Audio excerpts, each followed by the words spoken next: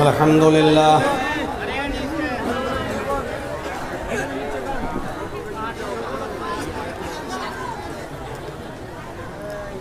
अल्हम्दुलिल्लाहि नहमदुहु व नस्तईनुहु व नस्तगफिरुह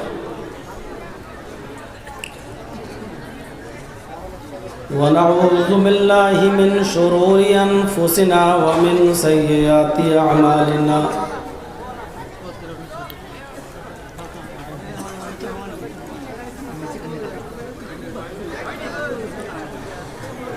मन यहदिहिल्लाहु फला मुज़िल्ल लहु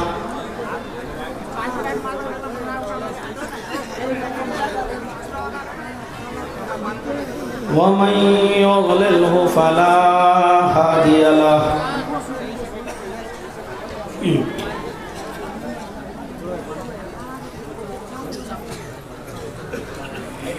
व अशहदु अल्ला इलाहा इल्लल्लाहु वहदहु ला शरीका लहु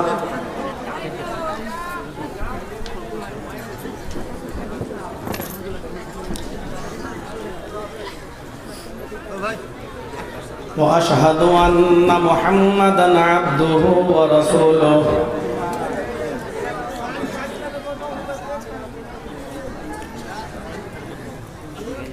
अम्मा बाद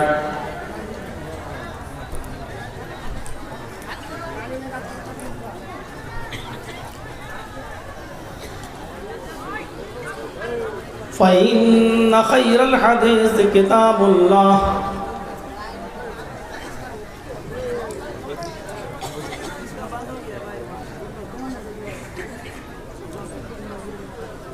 व खैरल हदी हदी मुहम्मदिन सल्लल्लाहु अलैहि वसल्लम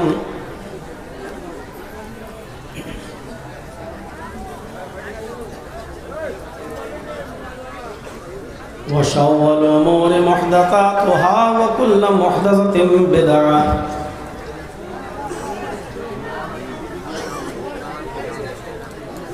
व कुल्लु बिदअतिन ज़लालह व कुल्लु ज़लालतिन फिन्नार।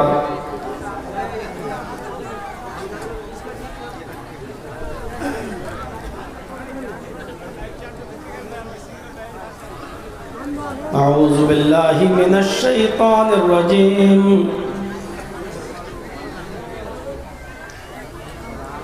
बिस्मिल्लाहिर रहमानिर रहीम।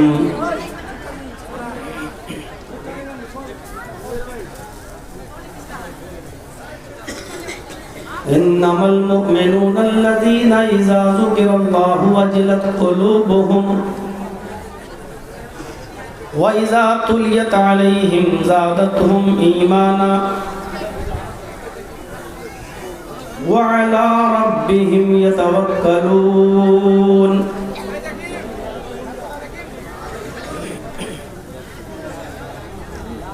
अल्लज़ीना युक़ीमूनस्सलाता व मिम्मा रज़क़नाहुम युनफ़िक़ून।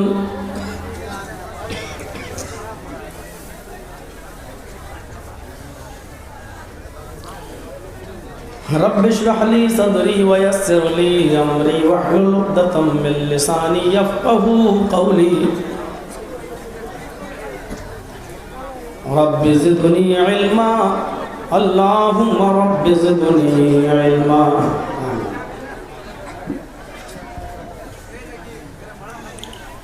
हम्द व सना, तारीफ़ व तौसीफ़, किबरियाई व बड़ाई, बुज़ुर्गी, तस्बीह व तहलील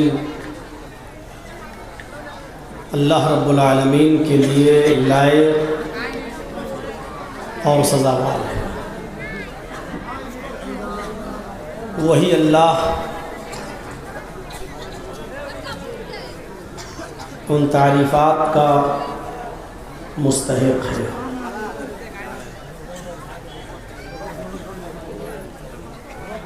वही हमारा माबूद है, वही हमारा मसजूद है।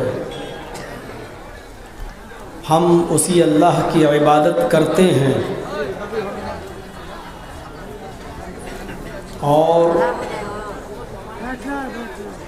उसी से हम मदद तलब करते हैं, उसी को सजदा करते हैं और इस बात का अक़ीदा और ईमान रखते हैं कि वही अहकमुल हाकिमीन है, वही रब्बुल आलमीन है, वही वहदहू ला शरीक है और वही अला कुल्लि शैइन क़दीर है। और उसी से ये दुआ भी करते हैं कि आए अल्लाह क़यामत की सुबह तक दरूद व सलाम के बेशुमार फूलों की बारिश फरमा तमाम पैगंबरों पर और बिलखुसूस जनाब मुहम्मद रसूलुल्लाह सल्लल्लाहु अलैहि वसल्लम पर अल्लाहुम्मा सल्ले वसल्लिम व बारिक अलैहि। मुअज़्ज़मपुर स्टैंड पर 4 और 5 तारीख 4 और 5 फरवरी 2021 का आज दूसरा दिन है। 2 रोज़ा प्रोग्राम का आज आखिरी दिन है। कल मैंने इबादत में इखलास और नीयत की अहमियत व फ़जीलत के मौजू पर कुछ बातें आपके सामने रखी थी। आज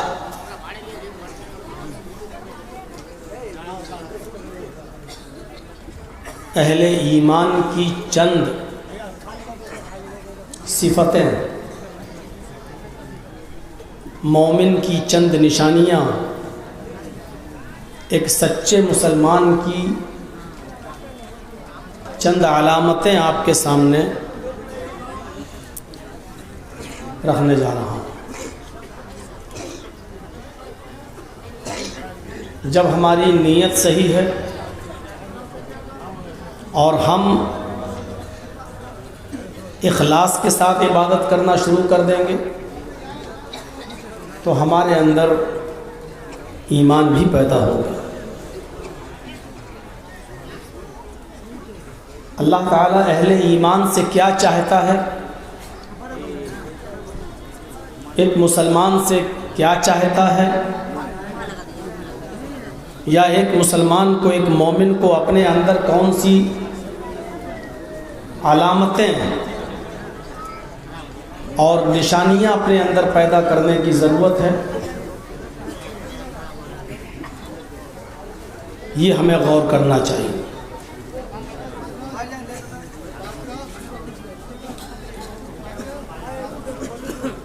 भैया आप खामोश हो जाओ। यहाँ लफ्ज़ मोमिनून इस्तेमाल कर कर चंद औसाफ बयान किए हैं अल्लाह ताला ने। मैं चाहता हूँ कि उस आयत को फिर से आपके सामने पढ़ूँ और फिर उसके तर्जमे और तशरीह की तरफ आपको लेके चलें। इन्नमल मुमिनून अल्लज़ीना इज़ा ज़ुकिरल्लाहु वजिलत क़ुलूबुहुम व इज़ा तुलियत अलैहिम आयातुहु ज़ादतहुम ईमाना व अला रब्बिहिम यतवक्कलून अल्लज़ीना युक़ीमूनस सलाता व मिम्मा रज़क़नाहुम युनफ़िक़ून।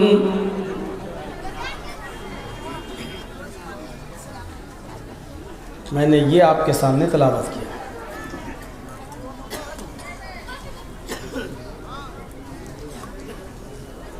मोमिन तो वो हैं, हम सब दावा करते हैं मुसलमान होने का, लेकिन अल्लाह किसको कह रहा है? इन्नमल मुमिनून अल्लज़ीना इज़ा ज़ुकिरल्लाहु वजिलत क़ुलूबुहुम। मोमिन तो वो हैं कि जब उनके सामने अल्लाह का नाम लिया जाता है, अल्लाह का जिक्र किया जाता है, अल्लाह का नाम लिया जाता है, वजिलत क़ुलूबुहुम, तो उनके दिल दहल जाते हैं, उनके दिल कांप उठते हैं, उनके दिलों में खौफ और दहशत पैदा हो जाती है। क्या अल्लाह का नाम सुनकर हमारे दिलों में खौफ, दहशत, डर पैदा होता है? मुहासिबा करिए। हर मुसलमान जो यहाँ बैठा हुआ है, एहतिसाब नफ्स अपने आप से सवाल करें। हम आपकी ज़िंदगी में इंटरफियर नहीं करना चाहते, आप हमारी ज़िंदगी में मत कीजिए, लेकिन हर मुसलमान खुद सोचे।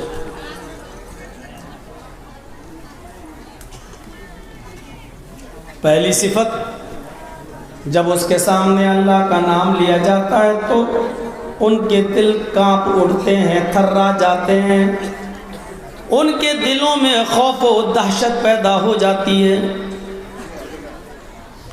दूसरी सिफत, वइज़ा तुलियत अलैहिम आयातुहु ज़ादतहुम ईमाना।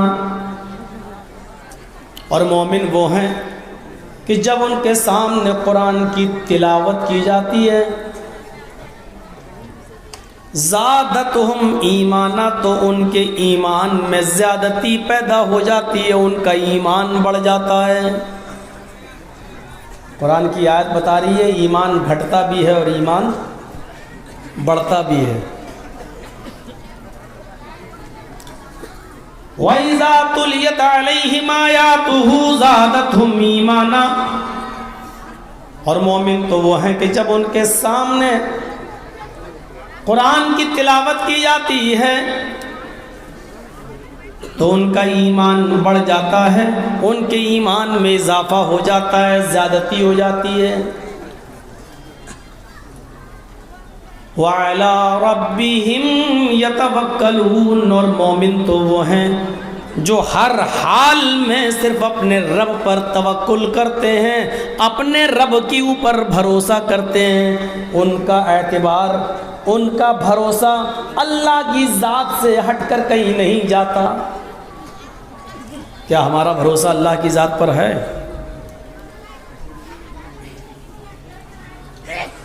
कुरान पढ़ा जाता है, पढ़ा जाता है नहीं, जब कुरान की तिलावत होती है तो उनका ईमान बढ़ जाता है। कुरान पढ़ना एक अलग चीज़ है और कुरान की तिलावत एक अलग चीज़ है। आज जुमे का खुतबा इसी मस्जिद में मैंने दिया था और मैंने पूरे खुतबे में यही बताया था कि तिलावत किसे कहते हैं और पढ़ना किसे कहते हैं। आज ही अल्लाह ताला ने कुरान पढ़ने के लिए कहीं नहीं कहा है, अल्लाह ने कुरान की तिलावत के लिए कहा है। ये मौलाना साहब ये क्या लेके आ गए? अब पढ़ना अलग हो गया और तिलावत करना अलग हो गया। आप लोग भी सोच रहे होंगे ये कौन खोपड़ी का मौलवी है। हाँ, दोनों चीज़ें अलग अलग हैं। सब लोग तो जुमे में नहीं थे, इसलिए कुछ शिक्के मैं बताऊंगा। तो तीन चीज़ें हो गई। जब अल्लाह का नाम लिया जाता है तो उनके दिल थर्रा जाते हैं, कांप जाते हैं, पहली चीज़। जब कुरान की तिलावत उनके सामने होती है तो उनके ईमान में ज़्यादती हो जाती है, इजाफा हो जाता है। दूसरी चीज़, व अला रब्बिहिम यतवक्कलून, और वो हर हाल में अपने रब पर ही तवक्कुल करते हैं, बिलीव करते हैं, भरोसा करते हैं। अल्लाह को छोड़कर किसी और पर उनका भरोसा नहीं होता। तीसरी चीज़, अल्लज़ीना युक़ीमूनस्सलाता व मिम्मा रज़क़नाहुम युनफ़िक़ून। और मोमिन वो हैं जो नमाज को कायम करते हैं। इधर भी मैं बता दूं आपको, अल्लाह ने नमाज पढ़ने के लिए नहीं कहा, नमाज को कायम करने के लिए कहा। जो नमाज को कायम करते हैं, नमाज पढ़ना अलग चीज़ है और नमाज कायम करना अलग चीज़ है। जहन साफ रखिएगा, ये मत सोचिएगा ये मौलाना साहब नई नई बात बता रहे हैं, पढ़ना अलग हो गया, कायम करना अलग, अब नमाज पढ़ना छोड़ दो। हाँ, मैं वाकई आपसे कह रहा हूँ नमाज पढ़ना छोड़ दो, नमाज कायम करो। अब नमाज कायम करना किसे कहते हैं, आएंगी बातें। और पांचवी सिफत क्या बताई, व मिम्मा रज़क़नाहुम युनफ़िक़ून, और मोमिन वो हैं कि हमने उन्हें जो रिज़्क़ दिया है, जो रोज़ी दी है, उसमें से वो अल्लाह के राह में खर्च करते हैं। ये 5 काम करने वालों के लिए आगे अल्लाह ने फरमाया, उलाइका हुमुल मुमिनून हक़्क़न, यही हकीकी मोमिन है, यही सच्चे मोमिन हैं।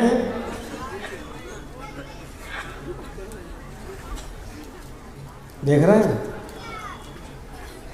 उलाइका हुमुल मुमिनून हक़्क़न, यही सच्चे मोमिन हैं जो अपने अंदर ये चीज़ें पैदा किए हुए हैं। अब पहली चीज़ पर आइए, इन्नमल मोमिनून अल्लज़ीना इज़ा ज़ुकिरल्लाहु वजिलत क़ुलूबुहुम, अल्लाह के नेक बंदे वो हैं, मोमिन बंदे वो हैं जब उनके सामने अल्लाह का नाम लिया जाता है तो उनके दिल कांप जाते हैं, उनके दिल थर्रा जाते हैं।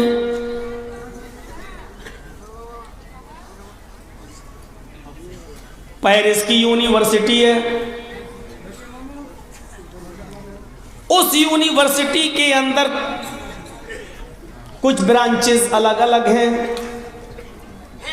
नर्सरी से लेकर 5th क्लास तक के बच्चे यहाँ पढ़ेंगे, 6 से लेकर 10 क्लास तक के बच्चे इसमें पढ़ेंगे, 11 से लेकर 12 तक के बच्चे यहाँ पढ़ेंगे, 12 के बाद BA, BSc, BCom और दूसरे वो बच्चे यहाँ पढ़ेंगे, वो डिपार्टमेंट अलग अलग। नर्सरी के दूसरे साल की यानी LKG और UKG, 3 साल की उम्र में वो बच्ची पढ़ने गई, छोटी सी बच्ची नर्सरी में थी, 4 साल की हुई तो LKG में आ गई और 5 साल की हुई तो UKG में आ गई। अभी फर्स्ट में नहीं आई, 5 साल की बच्ची। और पेरिस के उस यूनिवर्सिटी के उस डिपार्टमेंट में जब पढ़ने जाती है तो उसकी माँ उसको पूरा कपड़ा पहनाती है,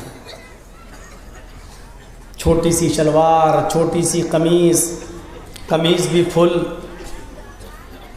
और 5 साल की उस छोटी सी बच्ची को काले रंग का स्कार्फ यहाँ से बालों से बांधा और ऐसे लेकर उसने यहाँ पर कांटी वांटी लगाकर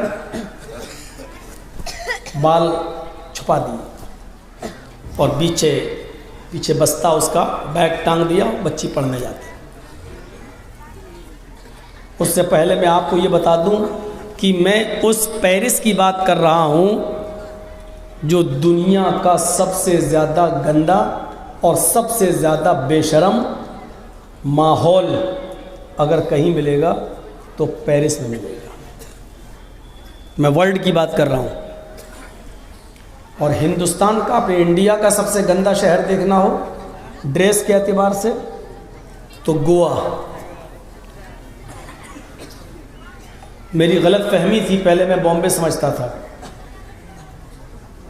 लेकिन गोवा इंडिया का सबसे गंदा ड्रेस के एतबार से जो शहर है वो है गोवा।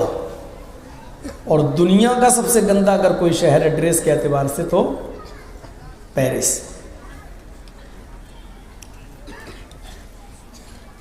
किसी भी डिपार्टमेंट के अंदर पेरिस में आज भी ड्रेस जो है, चाहे लड़कियां 18 साल की हों, 20 साल की हों, 22 साल की हों, घुटने से नीचे कपड़ा पहनना अलाउ नहीं है वहाँ।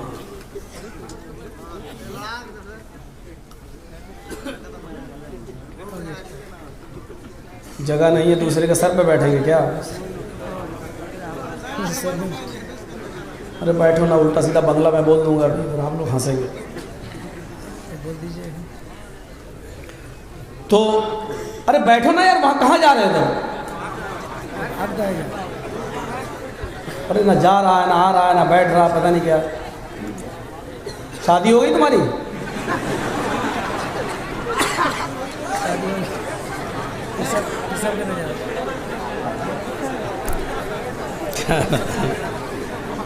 ये सब हमको, ये सब अजूबे हमको बिहार बंगाल में देखने को मिलते हैं। कर्नाटक, आंध्रा, कश्मीर, कहीं भी चले जाओ बड़े सुकून से सुनते हैं लोग। मजाल है कि किसी की आवाज़ निकल जाए।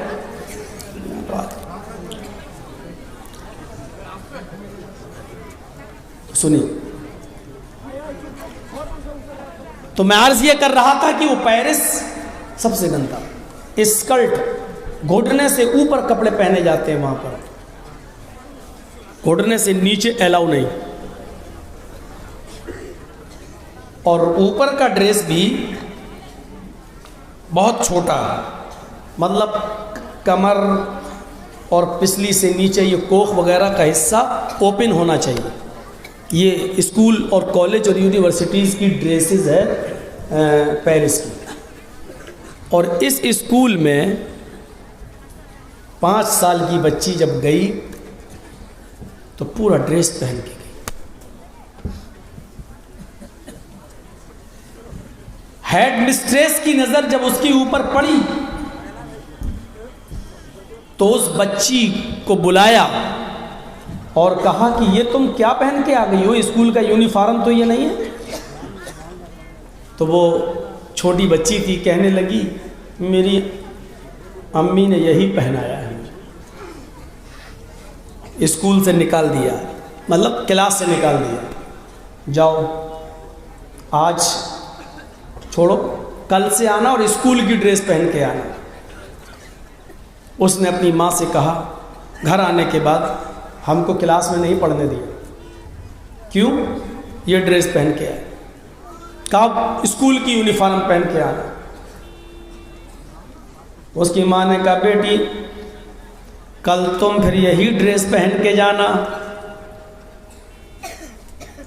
दूसरे दिन उसने फिर बच्ची को वही ड्रेस पहनाई। 5 साल की बच्ची। हम अपने माहौल पर गौर कर लें और कलिया चक्के बाज़ार में घूम के देख लें, 20-20 और 22-22 साल की लड़कियां भी क्या क्या कपड़े पहन के निकल रही हैं, कुछ कहने की ज़रूरत नहीं। इस बच्ची का थप्पड़ इनके चेहरे पर पड़ेगा, पड़ रहा है। जवानी के नशे में अभी तकलीफ़ का एहसास नहीं हो रहा है, यह क़यामत के दिन होगा। बच्ची कहती है सुबह होकर, अम्मी हम ये कपड़े फिर पहना रही हो। कहा बेटी वो कपड़े स्कूल की ड्रेस हैं और ये कपड़े अल्लाह की ड्रेस हैं। देखिए माइंड, बच्चे का दिमाग माँ कैसे बना रही है। कहा नहीं मेरी हेड मिस्ट्रेस तो इससे नफरत करती है, लेकिन बेटी अल्लाह तो ऐसे कपड़ों से प्यार करता है, मोहब्बत करता है। लेकिन हेड मिस्ट्रेस तो कहती है कि ये कपड़े पहनकर मत आना। बेटी लेकिन अल्लाह तो ये कहता है कि तुम यही कपड़े पहन कर जाओ। अब तुम हेड मिस्ट्रेस की बात मानोगी या उस अल्लाह की? बच्ची का दिमाग भर दिया। दूसरे दिन ये बच्ची फिर यही कपड़े पहन कर जाती है। उसको औरतों के पर्दे से अभी वाकफियत नहीं है, औरतों के मसाइल से उसको वाकफियत नहीं है, जानकारी नहीं है। ये बड़ी बड़ी लड़कियां घुटने से ऊपर कपड़े पहनकर क्यों आती हैं, अपने जिस्म का एक एक अंग क्यों दिखाती हैं? इस बच्ची को अभी इन तमाम चीज़ों की कोई वाकफियत, कोई खबर नहीं है। ये बेचारी बस इस धुन में चली जा रही है कि जो ड्रेस मैंने पहना है ये अल्लाह ताला को बहुत पसंद है, अल्लाह बहुत बड़ा है, हमें अल्लाह को राजी करना है। अल्लाह ने हमें पैदा किया है, अल्लाह ने इस दुनिया को बनाया है, मेरे माँ बाप को अल्लाह ने बनाया है, बस उसको ये मोटी मोटी बातें मालूम है। मेरी अम्मी मेरे अब्बू नमाज पढ़ते हैं, अल्लाह नमाज पढ़ने वालों से खुश रहता है, ये मोटी मोटी चीजें उसको बता दी गई हैं। आज ये फिर स्कूल में जाती है,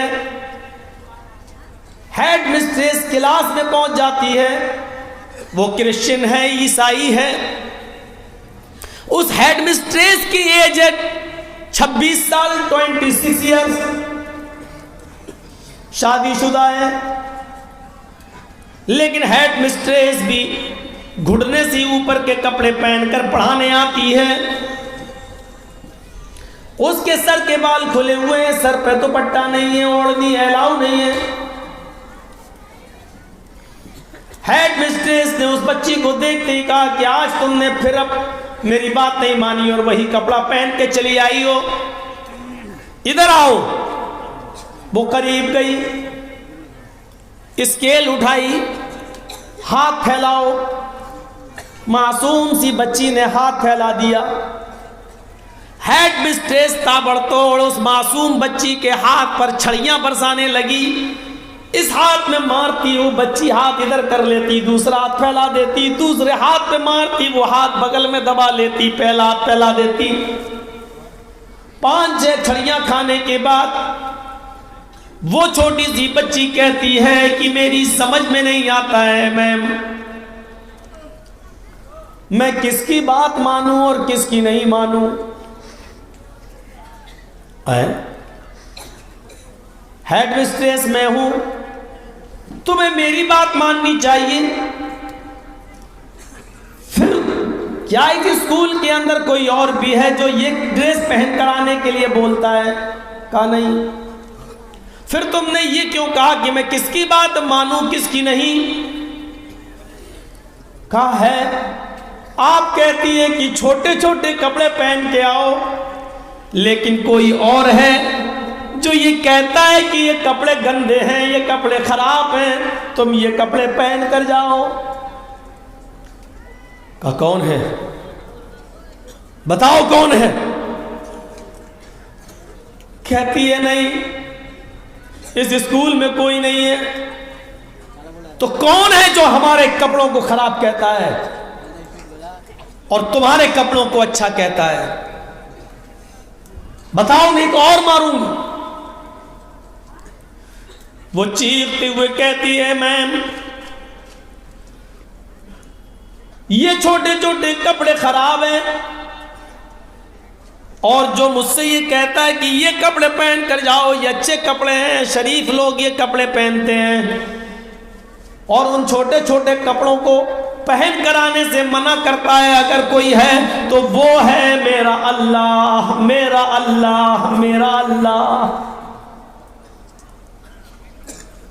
ये लफ्ज उसने 3 मर्तबा निकाला, वो है मेरा अल्लाह, मेरा अल्लाह, मेरा अल्लाह।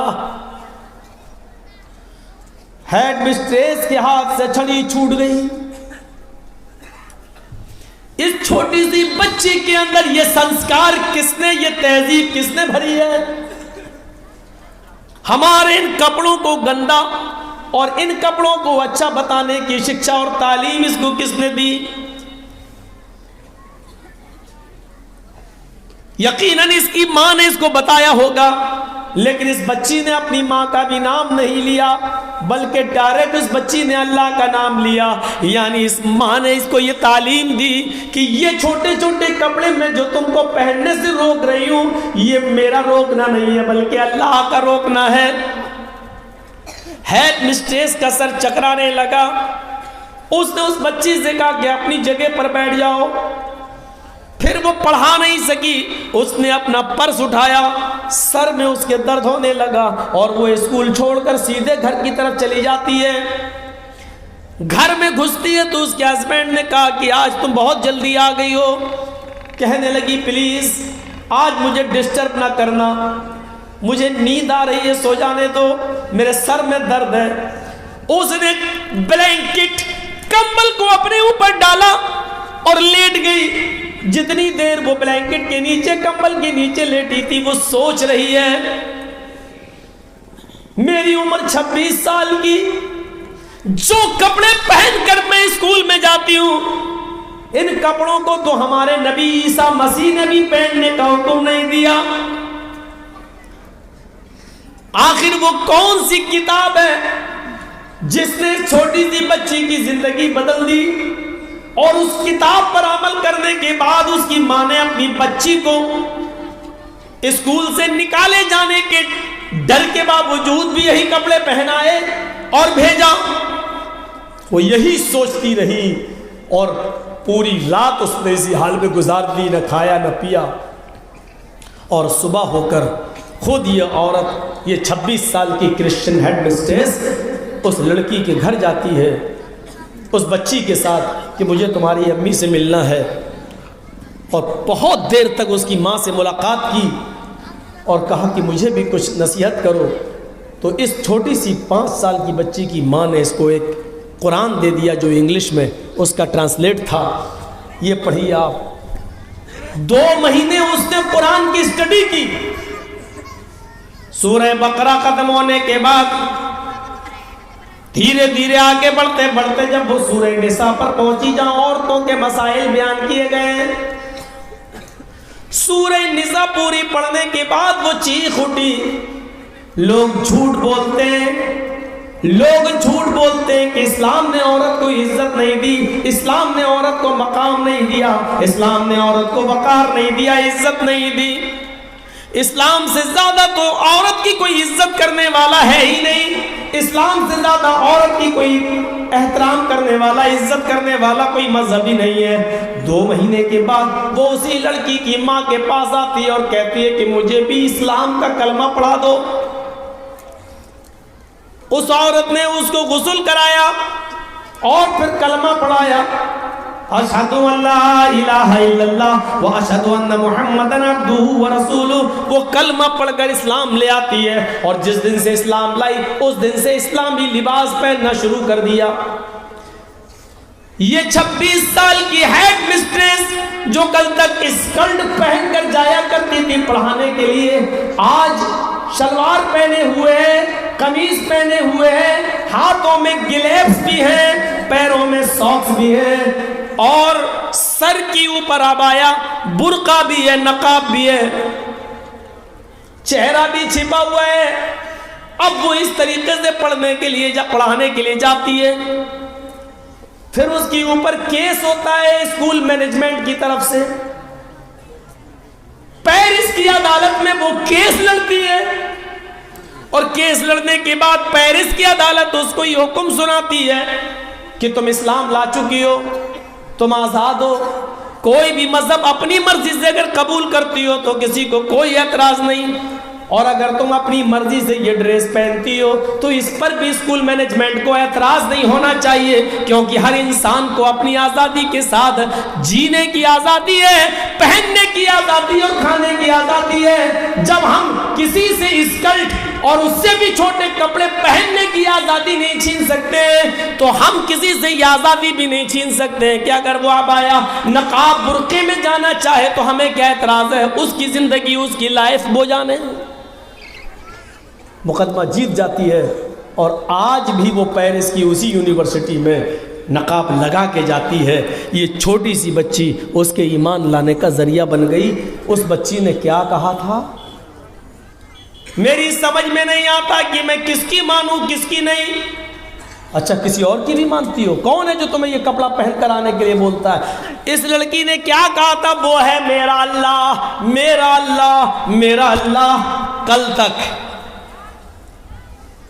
गैर मुस्लिम, कल तक ईसाई भी अल्लाह का नाम सुनते थे तो लरस जाते थे, छड़ी उनके हाथ से गिर जाया करती थी, अल्लाह का खौफ उनके दिलों में आ जाया करता था। और यही लफ्ज़ अल्लाह सुनकर वो ब्लैंकेट के नीचे सोचने पर मजबूर हो जाया करते थे और इसी अल्लाह के खौफ की वजह से वो ईमान लाने पर मजबूर हो जाया करते थे। ये था अल्लाह के नाम का जिक्र। आज हम हैं मुसलमान हैं, अल्हम्दुलिल्लाह, मोमिन हैं, इस्लाम के मानने वाले हैं।